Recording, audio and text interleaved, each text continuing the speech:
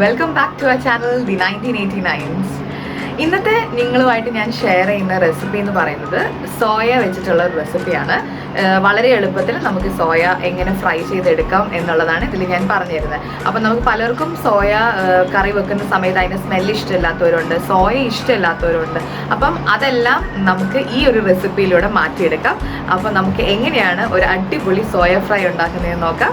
അപ്പം നേരെ വീഡിയോയിലേക്ക്. നമുക്ക് ടേസ്റ്റ് ആയിട്ടുള്ള സോയ ഫ്രൈ എങ്ങനെയാണ് ഉണ്ടാക്കുന്നതെന്നുള്ളത് നോക്കാം. അപ്പം ഞാൻ ആദ്യം ഒരു അര ലിറ്റർ വെള്ളം അടുപ്പത്ത് വെച്ചിട്ടുണ്ട്. ഇതിൻ്റെ അകത്തോട്ട് ഇതൊന്ന് നല്ല പോലെ തിളച്ച് വരുമ്പം ഞാനൊരു കപ്പ് സോയ എടുത്തിട്ട് സോയ അതിൽ സോക്ക് ചെയ്ത് വെക്കുക ചെയ്യുന്നത്. അപ്പം ഞാനൊരു ഹാഫ് ആൻ അവർ എങ്കിലും സോക്ക് ചെയ്ത് വെക്കും. എന്നിട്ട് ഹാഫ് ആൻ അവർ കഴിയുമ്പോൾ നല്ല പോലെ ഒരു 2-3 വട്ടം കഴുകി നല്ല ക്ലീൻ ആക്കി എടുക്കും. അല്ലെങ്കിൽ അതിൻ്റെ ഒരു സ്മെല്ലുണ്ടല്ലോ, അപ്പം ആ സ്മെല്ല് പോകാനായിട്ട് 2-3 പ്രാവശ്യം നല്ലപോലെ ക്ലീൻ ചെയ്തിട്ട് ഞാനത് ക്ലിയർ ആക്കി എടുക്കുക ചെയ്യുന്നത്. അപ്പോൾ നമുക്ക് വെള്ളം തിളപ്പിച്ച് സോയ സോക്കി. എൻ്റെ വെള്ളം നല്ലപോലെ തിളയ്ക്കുന്നുണ്ട്. അപ്പോൾ നല്ല ചൂടായിട്ടുണ്ട് വെള്ളം. അപ്പം ഈ ചൂടായ വെള്ളം ഞാൻ എൻ്റെ ഈ സോയയിലോട്ട് ഒഴിച്ചു കൊടുക്കുകയാണ്. അപ്പോൾ ഇത് നല്ലപോലെ സോക്കായിക്കോളും. സോയയിലോട്ട് ഞാൻ ഒഴിച്ചു കൊടുക്കുകയാണ്. എന്നിട്ട് നമുക്കൊരു 5 മിനിറ്റ് വെച്ച് നല്ലപോലെ കഴുകി ഡ്രെയിൻ ചെയ്തെടുക്കാം. അപ്പം ഇത് നമുക്കൊരു 5 മിനിറ്റ് സെറ്റ് ചെയ്യാനായിട്ട് വെക്കാം. ഇനി നമുക്ക് സോയ നല്ല പോലെ ഞാൻ കഴുകി നല്ല വെള്ളമൊക്കെ കളഞ്ഞെടുത്ത് വെച്ചിട്ടുണ്ട്. ഇനി നമുക്ക് ഇതിൻ്റെ അകത്തോട്ട് മസാലപ്പൊടികൾ ആഡ് ചെയ്യാം. വളരെ പെട്ടെന്ന് നമുക്ക് ചെയ്തെടുക്കാൻ പറ്റും. ഇപ്പോൾ കുറച്ച് ഇഞ്ചിയും വെളുത്തുള്ളിയും പച്ചമുളകും ഞാനിവിടെ നല്ല പോലെ ഒന്ന് ചതച്ച് വെച്ചിട്ടുണ്ട്. അത് ഞാൻ ആദ്യം ആഡ് ചെയ്ത് കൊടുക്കുകയാണ്. അധികം ചതയേണ്ട, ചെറുതായിട്ടൊന്ന് ക്രഷ് ചെയ്തെടുത്താൽ മാത്രം മതി. അങ്ങനെ പേസ്റ്റ് പോലെ അരയൊന്നും വേണ്ട.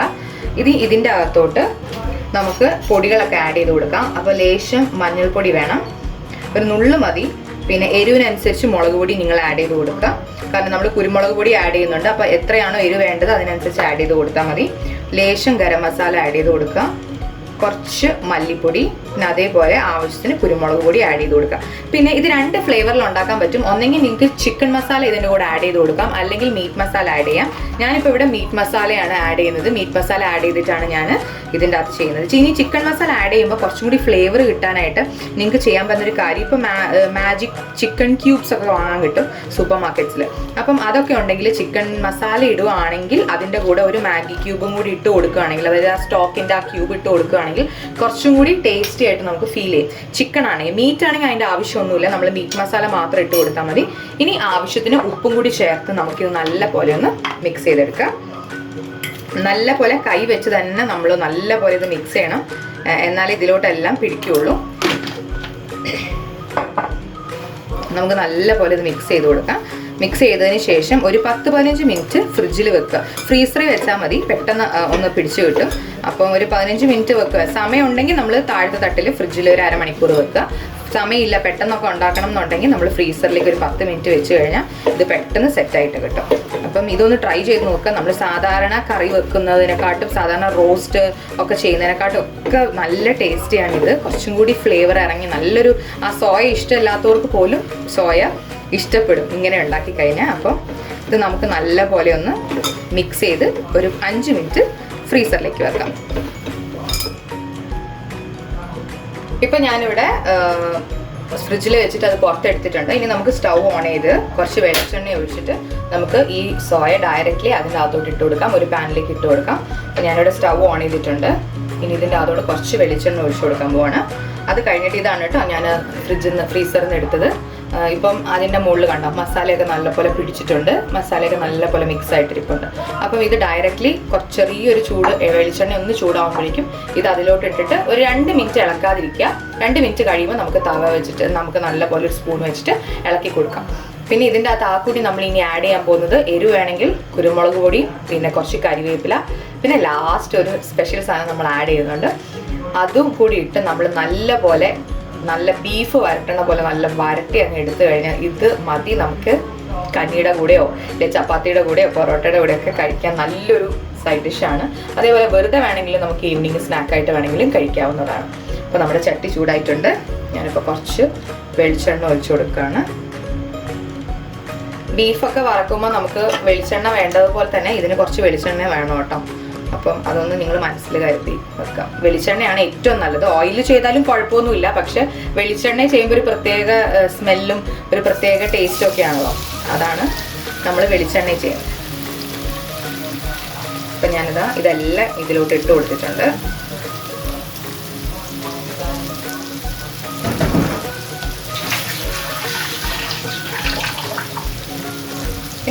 ഇതൊരു 2 മിനിറ്റ് ഇതുപോലെ തന്നെ വെക്കുക. കാണാൻ പറ്റുന്നുണ്ടെന്ന് വിശ്വസിക്കുന്നു. ഇതുപോലെ തന്നെ കണ്ടോ, ഇതേപോലെ ഒരു 2 മിനിറ്റ് വെക്കുക. അത് കഴിഞ്ഞിട്ട് നമുക്ക് ഇളക്കി കൊടുക്കാം.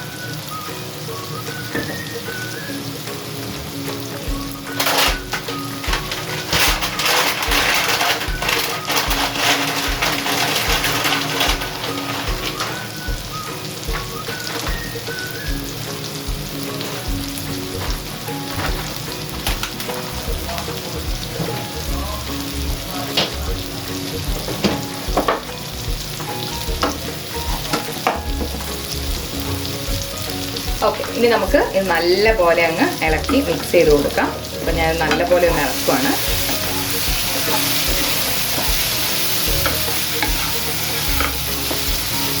കണ്ടോ, ഈ മസാല ഒന്നും പോകുന്നില്ല അതിൻ്റെ മുകളിൽ നിന്ന്, അതുപോലെ തന്നെ പിടിച്ചിരിക്കുക. അപ്പം ചില ആൾക്കാർക്ക് ഇതിൻ്റെ മണം, ഇതുണ്ടാക്കി കഴിഞ്ഞാൽ ടേസ്റ്റ് ഇല്ല എന്നൊക്കെ പറഞ്ഞത് ചില ആൾക്കാർ ഈ സോയ കഴിക്കാറില്ല. അപ്പം എനിക്ക് തോന്നിയിട്ടുള്ളത് കറിയൊക്കെ വെക്കുന്നതിനെക്കാട്ടും കുറച്ചും കൂടി നല്ലത് ഇതുപോലെ വെക്കുന്നതാണ്. ഇനി ഇതിൻ്റെ അത് നമ്മൾ ക്രഷ് ചെയ്തെടുക്കുന്ന ഇഞ്ചിയും വെളുത്തുള്ളിയും പച്ചമുളകൊക്കെ നമ്മൾ ക്രഷ് ചെയ്തെടുക്കുന്നുണ്ടല്ലോ. അപ്പോൾ ക്രഷ് ചെയ്യുന്നത് എന്തുകൊണ്ടാണെന്ന് വെച്ച് കഴിഞ്ഞാൽ പേസ്റ്റ് ആകുമ്പോൾ ഓട്ടോമാറ്റിക്കലി ആ മസാലയുടെ കൂടെ അതൊന്ന് ബ്ലെൻഡ് ആയിപ്പോൾ. അപ്പോൾ ഇത് ക്രഷ് ചെയ്തെടുക്കുമ്പോൾ ഈ സോയ കിടന്ന് ഫ്രൈ ആവുന്ന കൂട്ടത്തിൽ ഈ വെളുത്തുള്ളിയും പച്ചമുളകും ഇഞ്ചിയും ഒക്കെ ഒന്നും കൂടി ഡ്രൈ ആയി വരും. അപ്പം നല്ലൊരു സ്പെഷ്യൽ ടേസ്റ്റാണ് ഇങ്ങനെ നമ്മൾ ചെയ്യുമ്പോൾ. അടി പിടിക്കാതെ നോക്കണം, കാരണം നമ്മൾ മസാല ഇങ്ങനെ ഇടുന്നത് കൊണ്ട്. നല്ലപോലെ നമുക്കിങ്ങനെ മിക്സ് ചെയ്ത് ഒരു 10-15 മിനിറ്റ് നമ്മളിത് മിക്സ് ചെയ്യണം കേട്ടോ, എന്നാലേ നമുക്ക് അത് ടേസ്റ്റായിട്ട് കിട്ടുകയുള്ളൂ.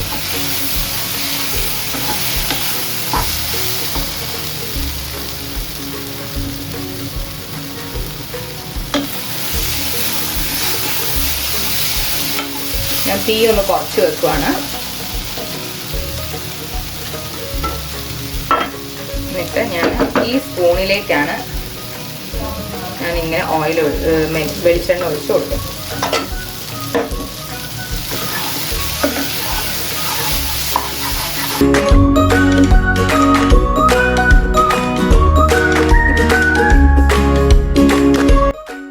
ഇതിൻ്റെ മസാല ടേസ്റ്റ് ചെയ്യുമ്പോൾ തന്നെ നമുക്ക് മനസ്സിലാവും ഇതിൽ ഉപ്പും എരിവൊക്കെ ഉണ്ടോ എന്നുള്ളത്.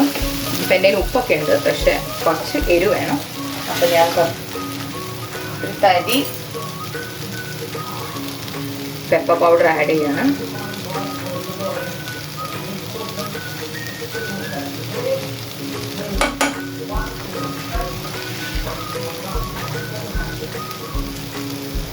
ഇനി ഇതിൻ്റെ അത് നമ്മൾ ക്രഷ് ചെയ്തെടുക്കുന്ന ഇഞ്ചിയും വെളുത്തുള്ളിയും പച്ചമുളകൊക്കെ നമ്മൾ ക്രഷ് ചെയ്തെടുക്കുന്നുണ്ടല്ലോ. അപ്പോൾ ക്രഷ് ചെയ്യുന്നത് എന്തുകൊണ്ടാണെന്ന് വെച്ച് കഴിഞ്ഞാൽ പേസ്റ്റ് ആകുമ്പോൾ ഓട്ടോമാറ്റിക്കലി ആ മസാലയുടെ കൂടെ അതൊന്ന് ബ്ലെൻഡ് ആയിപ്പോൾ. അപ്പോൾ ഇത് ക്രഷ് ചെയ്തെടുക്കുമ്പോൾ ഈ സോയ കിടന്ന് ഫ്രൈ ആവുന്ന കൂട്ടത്തിൽ ഈ വെളുത്തുള്ളിയും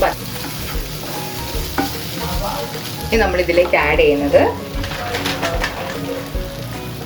കുറേ കരിവേപ്പില അങ്ങ് ആഡ് ചെയ്ത് കൊടുക്കുക. എത്ര ഇടാൻ പറ്റുമോ അത്രയും ടേസ്റ്റാണ്. ആ കരിവേപ്പില അങ്ങ് മുരിഞ്ഞ് വരുമ്പോൾ നല്ലൊരു മണം കിട്ടും.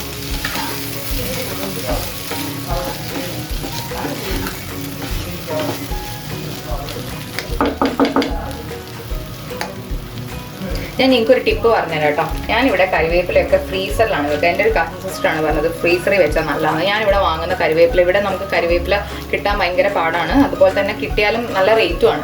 അപ്പോൾ ഞാൻ കരിവേപ്പില കണ്ടോ, ഞാൻ ഇതുപോലെ ഇങ്ങനെ കിട്ടുന്ന പാക്കറ്റ്സ് ഇതുപോലെ ഇങ്ങനെ പാക്കറ്റിലാക്കിയിട്ട് ഞാൻ ഇതുപോലെ ഫ്രീസറിൽ വെക്കും. ഫ്രീസറിൽ വെച്ച് കഴിയുമ്പോൾ കുറച്ചൊരു ബ്ലാക്ക് ഇൻ കളർ ആയാൽ പോലും കണ്ടോ, ഇത് നമ്മൾ കറിയിലോട്ടൊക്കെ ഇല്ലെങ്കിൽ പുറത്തെടുത്ത് കറിയിലേക്കൊക്കെ ഇടുമ്പോൾ അതിൻ്റെ ഒറിജിനൽ കളർ തന്നെ വരും. അപ്പോൾ ഇങ്ങനെ താഴത്തെ തട്ടിൽ വെക്കുന്നതിനെക്കാട്ടും കുറച്ചും കൂടി കരിവേപ്പിലയൊക്കെ സ്റ്റോർ ചെയ്യാനായിട്ട് എനിക്ക് കുറച്ചും കൂടി കുറേ കാലത്തേക്കൊക്കെ വെച്ചാലും ഒന്നും ആവാതെ ആ ഫ്രഷ്നെസ് നഷ്ടപ്പെടാതെ ആ ഫ്ലേവർ കിട്ടാനൊക്കെ എനിക്ക് തോന്നിയിട്ടുള്ളത് ഫ്രീസറിൽ വെക്കുമ്പോഴാണ്. അപ്പോൾ ഞാനിവിടെ നാട്ടിലാകുമ്പോൾ നമുക്ക് അതിനൊന്നും ആവശ്യമില്ല, നമുക്ക് ഇഷ്ടം പോലെ കിട്ടാനുണ്ട്, പറമ്പിലൊക്കെ ഉണ്ടാവും. പക്ഷേ ഇവിടെ നമുക്കത് അവൈലബിൾ അല്ലാത്തത് കൊണ്ട് ഞാൻ ഇങ്ങനെയാണ് കരിവേപ്പില സ്റ്റോർ ചെയ്യുക. അപ്പോൾ നിങ്ങൾ ഇങ്ങനെ സ്റ്റോർ ചെയ്യുന്ന ആൾക്കാരൊക്കെയാണെങ്കിൽ ഒന്ന് ശ്രമിച്ച് നോക്കൂ കേട്ടോ. ഈ ടെക്നിക്ക് ഫ്രീസറിലൊന്ന് കരിവേപ്പില വെച്ച് നോക്കും, അടിപൊളി ഫ്രഷ് ആയിട്ടുള്ള കരിവേപ്പില അതേ ടേസ്റ്റിൽ നമുക്ക് കറി കിട്ടാം. കുറേ കരിവേപ്പില അങ്ങ് ആഡ് ചെയ്ത് കൊടുക്കുക. എത്ര ഇടാൻ പറ്റുമോ അത്രയും ടേസ്റ്റാണ്. ആ കരിവേപ്പില അങ്ങ് മുരിഞ്ഞ് വരുമ്പോൾ നല്ലൊരു മണം കിട്ടും.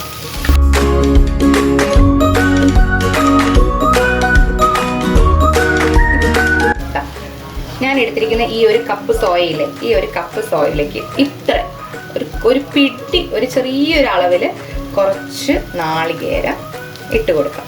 ഈ നാളികേരം ഇതിൻ്റെ അകത്ത് കിടന്ന് നല്ലപോലെ ഫ്രൈ ആവണം. നിങ്ങൾ കണ്ടിട്ടില്ലേ ചിക്കനൊക്കെ നമ്മൾ ഫ്രൈ ചെയ്യുമ്പോൾ നമ്മൾ ലാസ്റ്റ് ആ എണ്ണയിലോട്ട് കുറച്ച് നാളികേരം ഇട്ട് വറുത്തെടുക്കാറില്ലേ, അതേപോലെ തന്നെ നമ്മൾ ഈ നാളികേരം ഒന്ന് നല്ലപോലെ ഇതിൻ്റെ അകത്ത് കിടന്നൊന്ന് ഫ്രൈ ആവണം. ആ ഫ്രൈ ആവുന്ന സമയം കൂടി മതി നമ്മുടെ സോയ റെഡിയാവും. അപ്പോൾ നമുക്ക് ഇതൊന്നിട്ട് വെക്കും. ഈ വെളുത്ത് കിടക്കുന്നതൊക്കെ നല്ല ഈ സോയയുടെ സെയിം കളറിലേക്കായി മാറണം. അപ്പോഴാണ് ഇതിൻ്റെ കണ്ടോ തേങ്ങയുടെ കളറൊക്കെ മാറി തുടങ്ങി. കണ്ടോ തേങ്ങയുടെ കളറൊക്കെ ആ ഒരു കളറിലേക്ക് മാറി തുടങ്ങിയിട്ടുണ്ട്. ഇനി നമുക്ക് കുറച്ചുകൂടി കരിവേപ്പില ആഡ് ചെയ്ത് കൊടുക്കാം. നമ്മളിട്ട കരിവേപ്പിലൊക്കെ നല്ലപോലെ അതിൽ ബ്ലെൻഡ് ആയിട്ടുണ്ട്.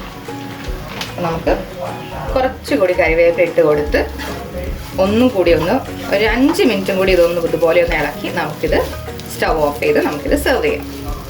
ഇത്രയേ ഉള്ളൂ നമ്മുടെ സോയ ഫ്രൈ. എളുപ്പമല്ലേ ഈ സോയ ഉണ്ടാക്കാനായിട്ട്. ഇതിനെ നമുക്ക് ഒലർത്തെന്ന് പറയാൻ പറ്റില്ല, കാരണം നമ്മൾ സവാളയൊന്നും ഉപയോഗിക്കുന്നില്ല, വേറെ ഒരു കാര്യങ്ങളും ഉപയോഗിക്കുന്നില്ല. ജസ്റ്റ് ഇഞ്ചി വെളുത്തുള്ളി പച്ചമുളക് പേസ്റ്റും കുറച്ച് മസാലപ്പൊടികളും നല്ലപോലെ തിരുമ്മി നമ്മൾ വെക്കുക. ഇത് എത്ര നമ്മൾ ഇത് നല്ലപോലെ തിരുമുന്നോ, ഇത് എത്രമാത്രം നമ്മളിത് റെസ്റ്റ് ചെയ്യാൻ വെക്കുന്നോ, ആ മാഗ്നേറ്റ് ചെയ്യാൻ വെക്കുന്നോ, അതിലാണ് ഇതിൻ്റെ ഫ്ലേവർ മുഴുവൻ ഇരിക്കുന്നത്. പിന്നെ വെളിച്ചെണ്ണ ഉപയോഗിക്കുക. നല്ലപോലെ ഇതുപോലെ വരട്ടി അങ്ങ് എടുക്കുക. നല്ല ബീഫ് വരത്തുന്ന പോലെ അങ്ങ് ഒലർത്തി അങ്ങ് എടുത്താലുണ്ടല്ലോ വേറെ ഒന്നും വേണ്ട നമുക്ക്. അപ്പം നമ്മുടെ സോയ ഫ്രൈ ഇവിടെ റെഡി. ഇപ്പം ഞാൻ ഈ ഒരു ബൗളിലേക്ക് ഈ സോയ നമ്മളാക്കി വെച്ചത് എടുക്കുവാണ്. ഇതിലെടുക്കുമ്പോൾ കുറച്ചും കൂടി നിങ്ങൾക്ക് കളർ മനസ്സിലാവും. കണ്ടോ നല്ല ഡാർക്ക് ബ്രൗൺ കളറായിട്ടില്ലേ, മസാലയൊന്നും ഈ സോയന്ന് പോയിട്ടില്ല. അപ്പം നമുക്കിതെല്ലാം ഇതുപോലെ അങ്ങ് സെർവ് ചെയ്തെടുക്കാം.